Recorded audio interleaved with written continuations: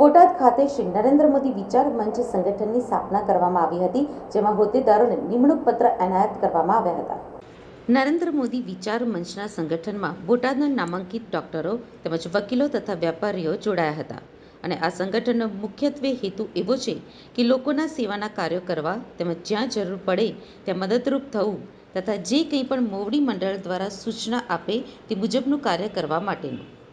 આજ રોજ બોટાદ ખાતે બોટાદ જિલ્લા ભાજપ કાર્યાલયમાં નરેન્દ્ર મોદી વિચાર મંચ સંગઠનની સ્થાપના કરવામાં આવી હતી અને દરેક હોદ્દેદારોને નિમણૂક પત્ર આપવામાં આવ્યા હતા. આ સંગઠનના કાર્યક્રમમાં નરેન્દ્ર મોદી વિચાર મંચના જિલ્લા પ્રમુખ તેમજ બીજા અન્ય નાગરિકો પણ હાજર રહ્યા હતા. નરેન્દ્ર મોદી વિચાર મંચનો કાર્યક્રમ કેવા પ્રકારનો કાર્યક્રમ શું આયોજન? નરેન્દ્ર મોદી વિચાર મંચ એક રાષ્ટ્રીય કક્ષાનું સંગઠન છે. એના રવિન્દ્રજી એના કેન્દ્રીય અધ્યક્ષ છે,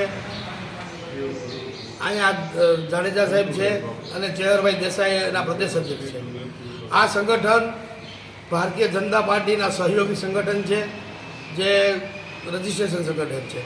શહેરની સુખાકારી તથા મોદી સાહેબના જે વિચારો છે, જે ભારત દેશના વિકાસના કામોમાં જે મોદી સાહેબના વિચારો છે એને મૂર્તિમંત કરવા એના માટે સહયોગ આપવો. આજે આ અમારા બોટાદના સંગઠનની અંદર બોટાદના નામાંકિત ડૉક્ટરો, વકીલો, વેપારી મિત્રો બધા જોડાયેલા છે.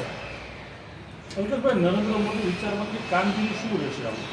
નરેન્દ્ર મોદી વિચાર મંચની કામગીરી પ્રદેશથી અમને જે સૂચનાઓ આપવામાં આવશે એ પ્રમાણે અમે કરશું.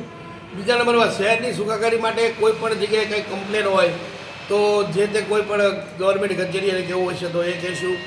કોઈના જે કંઈ કામ હશે ગાંધીનગરને લગતા કે જે કાંઈ હોય તે એના માટે અમે ગમે ત્યારે અમારામાંથી કોઈ પણ હોદ્દેદારને મળશે તો એના માટે જે થતી હશે એ અમે તમામ પ્રકારની મદદ કરશું.